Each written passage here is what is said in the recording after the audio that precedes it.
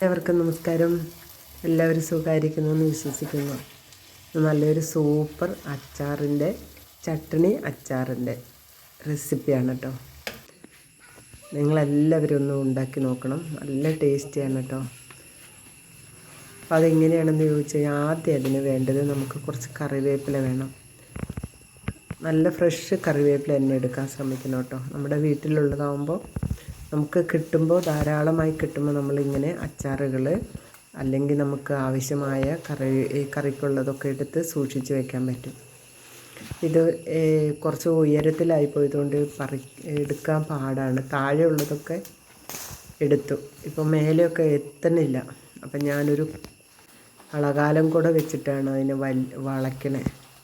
നമ്മൾ കത്തിയൊക്കെ വെച്ച് വളച്ചാൽ ഒടിഞ്ഞു പോകുമല്ലോ. അതിന് ഏറ്റവും ഹൈയായിട്ടുള്ള കൊമ്പ് കിട്ടണമില്ല കേട്ടോ. അപ്പം ഞാനത് എടുത്തപ്പോൾ കുറച്ചധികം എടുത്തു. ഇനി അത് ഒടിക്കാൻ പാടായതുകൊണ്ട് ഇനി നല്ലോണം വൃത്തിയായിട്ടത് കഴുകി കുടഞ്ഞ് കളയണം. അത് കുറച്ചധികം വെള്ളത്തിൽ 2-3 പ്രാവശ്യം കഴുകി കുടഞ്ഞ് കളഞ്ഞിട്ടെടുക്കാം. അപ്പം നമുക്ക് വൃത്തിയാക്കി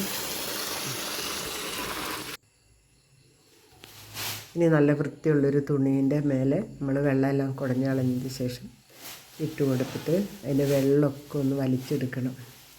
വെള്ളമെല്ലാം വലിഞ്ഞ് നന്നായിട്ട് ഉണങ്ങി കിട്ടണം. ഫാനിട്ടിട്ട് ഇത് നമുക്ക് കുറച്ചധികം എടുത്ത് സൂക്ഷിച്ച് വെക്കാനും ഒക്കെ ആയിട്ട് ആണ് ഞാൻ ഇത്ര അധികം എടുത്തിട്ടോ. അപ്പം ഞാനിതാ ഇത്രയും അച്ചാറിന് വേണ്ടിയിട്ട് എടുത്തിട്ടുണ്ട്. നല്ല വെള്ളമെല്ലാം പോയി നല്ല ഉണങ്ങിയിട്ടുണ്ട്. ഇനി നമുക്ക് ഒരു ഉരുളി അടുപ്പത്ത് വെച്ച് അതൊന്ന് ചൂടാവട്ടെ. ഇനി കുറച്ച് എള്ളെണ്ണയാണ് കേട്ടോ ഒഴിച്ച് കൊടുക്കണേ. അച്ചാറിന് എപ്പോഴും എള്ളെണ്ണയാണ് നല്ലത്. ഒരു 3 ടേബിൾ സ്പൂൺ എള്ളെണ്ണ ഒഴിച്ച് കൊടുത്തു.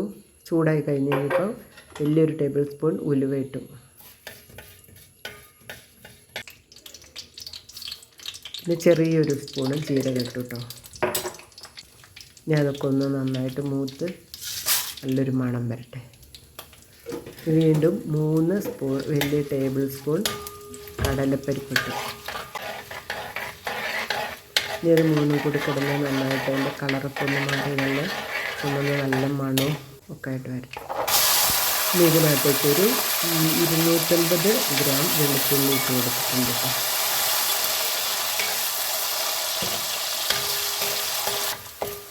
എപ്പോഴും നമ്മൾ ചെറിയ തീയിൽ വെച്ചിട്ട് തന്നെ വേണം ഇത് ഇളക്കി മൂപ്പിച്ചെടുക്കാൻ കേട്ടോ. ഇതിനകത്തേക്ക് നമുക്ക് വെള്ളമെല്ലാം കളഞ്ഞ് തോർന്നിരിക്കുന്ന കറിവേപ്പില ഇട്ട് കൊടുക്കാം.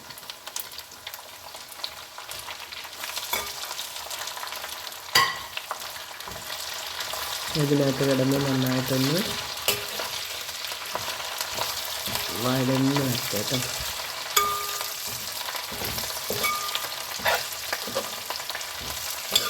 എപ്പോഴും ചെറിയ തീയിൽ വെക്കാൻ ശ്രമിക്കണേ. തീ കൂട്ടി വെക്കരുത്.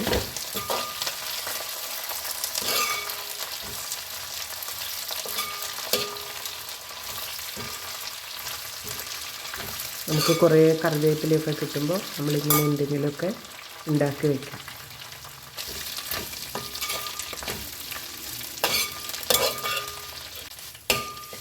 ഇപ്പോൾ അത് നല്ല മൂത്ത് വന്നിട്ടുണ്ട് കേട്ടോ. നല്ലൊരു ശബ്ദമൊക്കെ കേൾക്കുന്നുണ്ടല്ലോ. ഇനി ഇതിനകത്തേക്ക് നമ്മൾ എരിവിനാവശ്യത്തിനുള്ള മുളക് പൊടി ഇടാം. ഒരു 3 സ്പൂണ്, വലിയ സ്പൂണിന് 3 സ്പൂണ് മുളക് പൊടി ഇട്ടു. ഇതൊന്ന് ചൂടാകട്ടെ. ഇനി നമുക്കൊരു ചെറിയ സ്പൂണ് മഞ്ഞൾപ്പൊടിയും കൂടി ഇട്ട് കൊടുക്കാം. ഇതെല്ലാം കൂടെ കിടന്നിട്ടൊന്ന് ചൂടാക്കാം.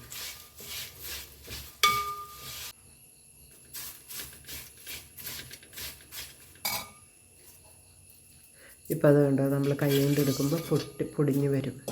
ഇനി ഇതന്നെ നമുക്കൊന്ന് തണുക്കാൻ വയ്ക്കാം. ജാറിലേക്ക്, ഒരു മിക്സീൻ്റെ ജാറിലേക്ക് ഇട്ടിട്ട് തണുക്കാൻ വയ്ക്കാം.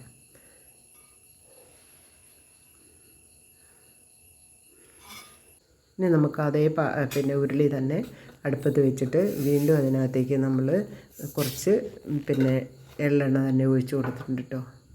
അതിനകത്തേക്ക് കുറച്ച് കടുകിട്ടു. പൊട്ടി കഴിഞ്ഞപ്പോൾ വലിയൊരു കഷ്ണം വലിയൊരു ഇഞ്ചി ചെറുതാക്കി അരിഞ്ഞിട്ടിട്ട് കൊടുത്തിട്ടുണ്ട്. ഇതെല്ലാം കൂടി ഒന്ന് ഇട്ട് വരട്ടെ. ഇതിലേക്ക് 250 ഗ്രാം വെളുത്തുള്ളി, 400 ഗ്രാം വെളുത്തുള്ളി എടുത്തിട്ട് അതൊരു 150 ഗ്രാമൊക്കെ 250 ഗ്രാം വെളുത്തുള്ളി ഇട്ട് കൊടുക്കും. ഇത് ചെറിയ തീയിലിരുന്ന് നന്നായിട്ട് ഒന്ന് വഴന്ന് വരണം. ഇതിനകത്തേക്ക് ഒരു പിടി കാന്താരിയാണ് ഇട്ട് കൊടുത്തത് കേട്ടോ. ഈ കാന്താരി ഇല്ലെങ്കിൽ പിന്നെ നല്ല പച്ചമുളക് നടുവേ കീറിയിട്ട് നമ്മളൊരു എരിവിന് ആവശ്യത്തിന് ഒരു 10 എണ്ണമൊക്കെ ഇട്ട് കൊടുത്താൽ മതി കേട്ടോ. ഇതെല്ലാം കൂടെ കൂടി ഒന്ന് ചെറിയ തീയിലിരുന്ന് നന്നായിട്ടൊന്ന് വാടി വരട്ടെ. ആ സമയം നമുക്ക് ആദ്യം മൂപ്പിച്ച് വെച്ചത് അരച്ചെടുക്കാം. അത് ഞാനൊരു വലിയ പിന്നെ ഒരു നാരങ്ങേൻ്റെ അത്രയും പിന്നെ വാളംപുളി ചൂടുവെള്ളത്തിലിട്ട് വെച്ചിട്ടുണ്ടായിരുന്നു. അത് നല്ല തിളച്ച വെള്ളത്തിലാണ് വേറെ വെള്ളമൊന്നും ചേർക്കണ്ട. ആ വെള്ളത്തിലിട്ട പുളി ഇട്ട വെള്ളം കൊണ്ട് നമ്മൾ അരച്ചെടുത്തു. അപ്പോഴേക്കും ഇതൊക്കെ മൂത്തിട്ടുണ്ട്. ഇനി നന്നായിട്ട് വഴന്ന് വന്നു. അതിനകത്തേക്ക് കുറച്ച് കറിവേപ്പില ഇട്ട് കൊടുക്കുക.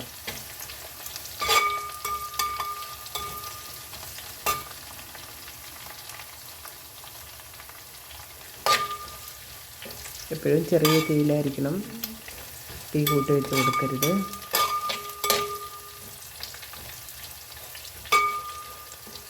കറിവേപ്പിലയും കൂടെ ഒന്ന് വാടിക്കിട്ടണം.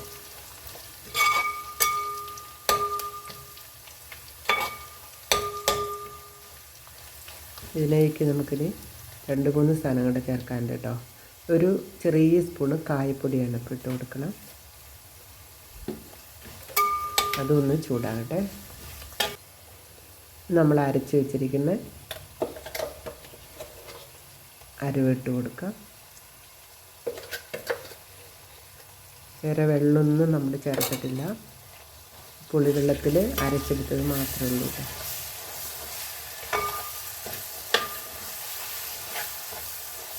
നല്ല മണം വരുന്നുണ്ട്.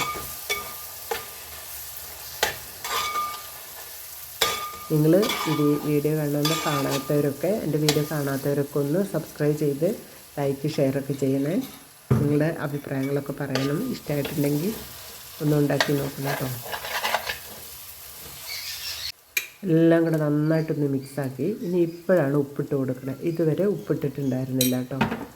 ആവശ്യത്തിനുള്ള ഉപ്പ് ഇട്ട് കൊടുത്തിട്ട് നന്നായിട്ടൊന്ന് മിക്സ് ചെയ്യാം. ഇതിനകത്തേക്ക് നമുക്കൊരു 1/2 ഗ്ലാസ് വിനാഗിരി ഒഴിക്കാം. ഇത് ഇരുന്ന് പെട്ടെന്ന് കേടാകാതിരിക്കാനൊക്കെ ഇരിക്കുന്ന അച്ചാറിന് നമുക്ക് ഇത് ആവശ്യമാണ്. 1 ഗ്ലാസ് വിനാഗിരി ഒഴിച്ച് നന്നായിട്ട് മിക്സ് ചെയ്ത് നന്നായിട്ടൊന്ന് തിളച്ച് സെറ്റാകട്ടെ.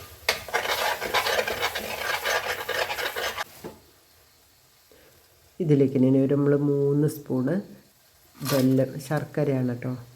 ഇതും കൂടി ഇട്ട് കൊടുത്തിട്ട് ഒന്ന് നന്നായിട്ട് ഇളക്കി മിക്സ് ചെയ്യണം.